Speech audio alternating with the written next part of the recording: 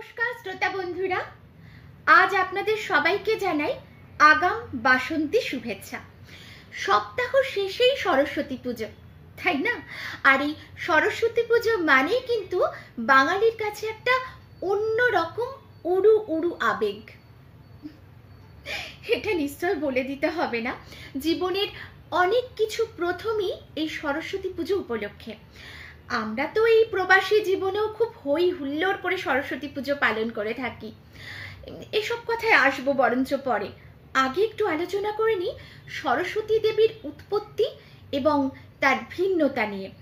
আসলে কি জানেন তো, একটাই মাত্র দিন পাই অবসর করে আপনাদের সঙ্গে এইভাবে সামনাসামনি এসে আড্ডা দেওয়ার। তাই এত কিছু কথা বলতে ইচ্ছে করে, কোনটা ছেড়ে কোনটা যে বলবো সেটাই বুঝে ওঠা খুব মুশকিল হয়ে যায়। ব্রহ্মবৈবর্ত পুরাণ অনুযায়ী আমরা দেখতে পাই যে শ্রীকৃষ্ণের মুখ থেকে দেবী সরস্বতী উৎপন্ন হয়েছিলেন এবং সৃষ্টির পর তারই আদেশে দেবী ভগবান বিষ্ণুকে স্বামী হিসেবে গ্রহণ করেছিলেন। এদিকে আবার তখন বিষ্ণুর দুই স্ত্রী বর্তমান, এরা হলেন কারা? লক্ষ্মী এবং গঙ্গা। এই দুই সতীনের সংসারে তৃতীয় উপদ্রব সরস্বতীর উপস্থিতিতে প্রচন্ড রেগে গিয়ে গঙ্গা সরস্বতীকে অভিশাপ দেন যে সে নদী হয়ে বয়ে যাবে। এই সময় মধ্যস্থতা কে করলেন? বিষ্ণু। তিনি বললেন, আমি ওকে বিয়ে করছি না, তুমি তোমার অভিশাপ ফিরিয়ে নাও। কিন্তু সে তো আর হয় না। একবার যে তীর ছুঁড়ে দেওয়া হয়েছে তাকে কি আর ফেরানো যায়? তবে মাঝামাঝি একটা রফা হলো সেই সময়। এইরকম রফা হলো যে দেবীর একটা অংশ নদী রূপ ধারণ করে বয়ে যাবে, আর একটা অংশ দেবী রূপেই থাকবেন ব্রহ্মার পত্নী হিসেবে। বিষ্ণুর আদেশে ব্রহ্মা সরস্বতীকে স্ত্রী হিসেবে গ্রহণ করলেন। আর এক মতে মৎস্য পুরাণে বলা হচ্ছে যে সরস্বতী আসলে ব্রহ্মার মানস কন্যা। সৃষ্টির শুরুতে ব্রহ্মা 10 জন মানসপুত্র আর এক কন্যা সৃষ্টি করেছিলেন। সেই কন্যাটি ছিলেন অপরূপা সুন্দরী। এমনই তার সৌন্দর্য ছিল যে স্বয়ং ব্রহ্মা পর্যন্ত তার সৌন্দর্যে মুগ্ধ হয়ে পড়েন এবং বারবার বলতে থাকেন, অহরূপং অহরূপং। শুধু তাই নয়, শেষ পর্যন্ত নিজেই নিজের কন্যার পানি গ্রহণ করেছিলেন ব্রহ্মা। এর ফলে এই কন্যা গমন দোষে তিনি দুষ্ট হন ধর্মের চোখে। যাই হোক, ব্রহ্মার বাহন ছিল হাঁস, তাই ব্রহ্মার স্ত্রী ব্রহ্মাণী সরস্বতীরও বাহন কিন্তু হাঁস। অন্যদিকে আবার আমরা দেখতে পাই দক্ষিণ ভারতে দেবী সরস্বতীর বাহন কিন্তু হাঁস নয়, কি বলুন তো? ময়ূর। হ্যাঁ, দক্ষিণ ভারতে সরস্বতীর বাহন হচ্ছে ময়ূর।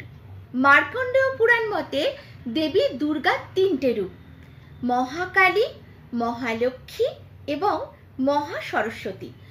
প্রথম 2 রূপে তিনি মহিষাসুরকে বধ করেছিলেন আর তৃতীয় রূপে বধ করেছিলেন শুম্ভ নিশুম্ভকে।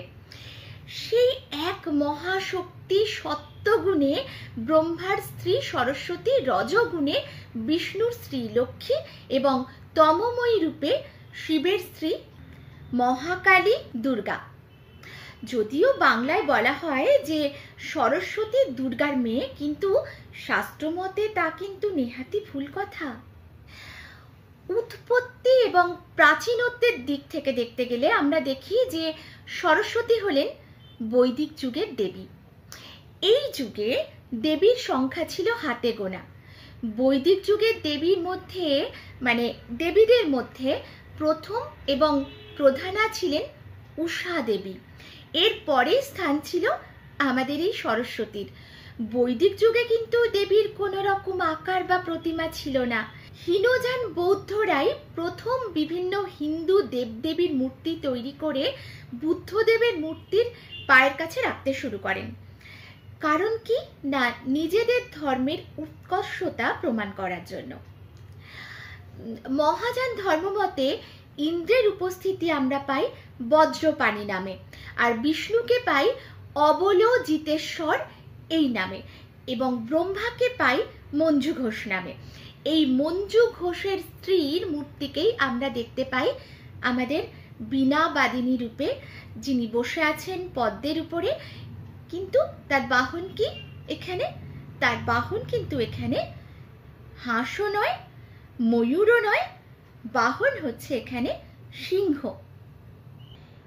এই প্রসঙ্গে আপনাদের আরো একটা কথা বলে রাখি, বৈদিক যুগে একটি অন্যতম নদী ছিল সরস্বতী, যার তীরে এই বিরাট সভ্যতা গড়ে উঠেছিল। লেখাপড়া, শাস্ত্র আলোচনা, দেবদেবীর অর্চনা, কৃষি জ্ঞান, বিদ্যার প্রসার, সমাজের গঠন, এই সমস্ত কিছু সরস্বতীর অববাহিকায় বিকশিত হয়েছিল। তাই এই নদীকে বিদ্যার অধিষ্ঠাত্রী দেবী বলে অভিহিত করা হয়েছিল। তবে পরে যখন আমাদের ওই মানুষ কল্পনা থেকে তার মূর্তির রূপ দেওয়া হলো, তখন কিন্তু নদীর জলে পদ্ম, কচ্ছপ, হাঁস, বিদ্যার প্রতীক হিসেবে বই, লেখার কলম, দোয়াত এবং সুর সঙ্গীতের প্রতীক হিসেবে দেওয়া হলো কি? বীণা। জানেন বন্ধুরা, কি আশ্চর্য মিল আমাদের এই বৈদিক সরস্বতীর সাথে গ্রিক রূপকথার। আমাদের দেবী তো বিদ্যা এবং সঙ্গীতের দেবী রূপেই পরিচিতা, ঠিক তেমনি আবার গ্রিক রূপকথায় আমরা দেখি জিউসের কন্যা মিনার্ভাও কিন্তু বাদ্যযন্ত্র এবং কলা বিদ্যার দেবী রূপেই পূজিত হতেন। মিলটা কি অদ্ভুত, তাই না? মোটামুটি এই হলো দেবী সরস্বতীর উৎপত্তি কাহিনী। আচ্ছা, আমি এবার আপনাদের একটা প্রশ্ন করি। বরং প্রশ্নটা বিশেষ করে তাদের জন্য যারা পশ্চিমবঙ্গে থাকেন। বলতে পারেন যে গোটা রাজ্যে কোথাও কোনো ডেডিকেটেড সরস্বতীর মন্দির আছে কি?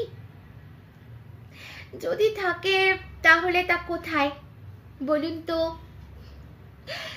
একটু কষ্টকর আমি জানি এই উত্তরটা দেওয়া, বলুন তো কোথায়? বরং আমি বলে দিচ্ছি, মধ্য হাওড়ার ৫৫ তলায় উমেশচন্দ্র দাস লেনের এই সরস্বতীর মন্দিরটি আছে। কাছাকাছি যারা থাকেন তারা অবশ্যই একবার দেখে আসবেন, বিশেষ করে সরস্বতী পুজোর দিন তো যাবেনই। এখানে দেবীর নিত্য পুজো হয়, যা আর কোথাও হয় না।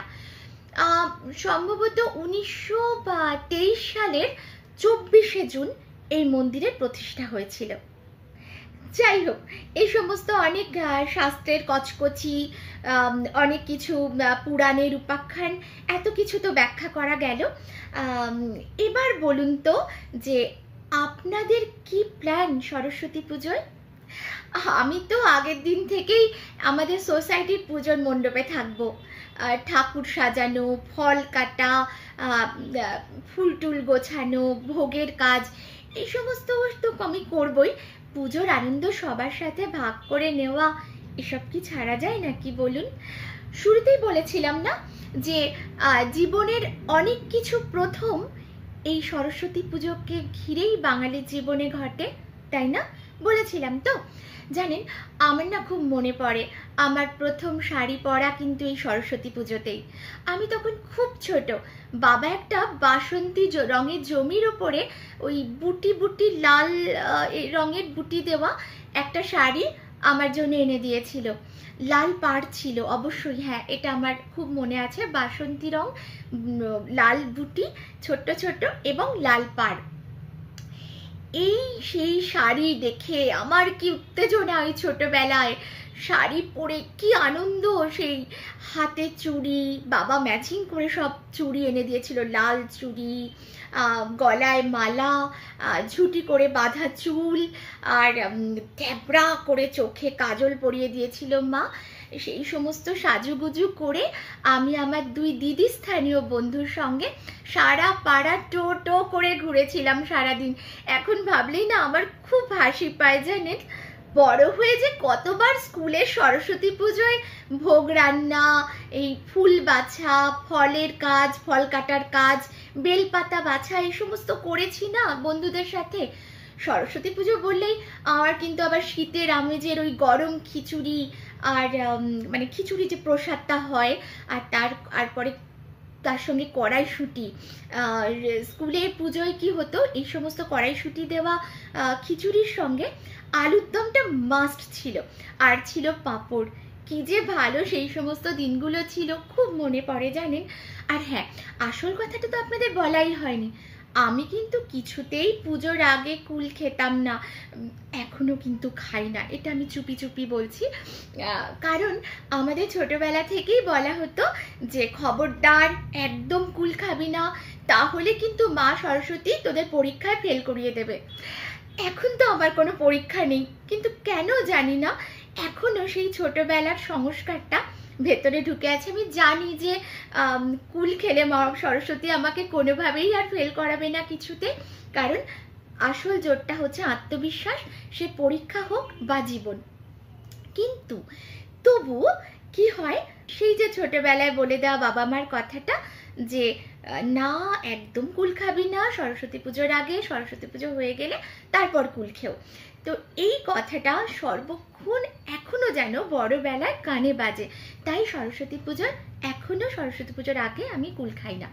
আর হ্যাঁ, আর একটা কথাও আপনাদের বলে রাখি, এইসব কুল খাওয়ার কথা বলতে গিয়ে মনে পড়ে গেল, পুজোর দিন সকালে আমার বাবা বাড়িতে সনৎ সিংহের একটি ক্যাসেট বাজাতেন। সেই যে একটা গান ছিল না, সরস্বতী বিদ্যাবতী তোমায় দিলাম খোলা চিঠি, সত্যি সেই গানটা, এবং পুরো সনৎ সিংহের পুরো একটা ক্যাসেটই ছিল আমাদের, সেটা পুরোটাই আমার বাবা বাজাতেন। আর বিশেষ করে এই গানটাকে বারবার রিওয়াইন্ড করে বারবার করে বাজানো হতো। ঠিক আছে বন্ধুরা, অনেক গল্প করলাম আমরা আজকে সরস্বতী পুজো নিয়ে।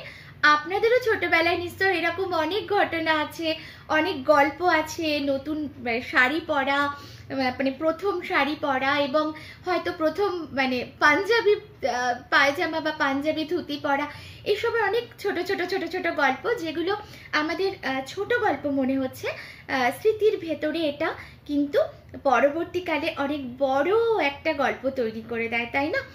আজ কিন্তু আমি আর বেশি বকবক করব না, আর বেশি গল্প করব না, অনেক গল্প করে ফেলেছি, আজ এখানেই শেষ করব।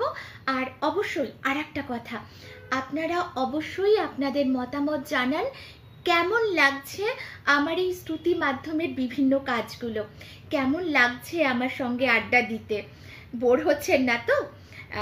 আর হ্যাঁ, নিজেরা শুনুন আমার এই কাজগুলো, আমি যেসব শ্রুতি নাটক, কবিতা পাঠ করছি, পরবর্তীকালে গদ্য আনবো, বা আরও হয়তো অনেক কিছু প্ল্যান আছে, তো এগুলো আপনারা নিজেরা শুনুন, সবাইকে শোনান, আত্মীয় বা বন্ধু বান্ধবকে একটু শোনান প্লিজ।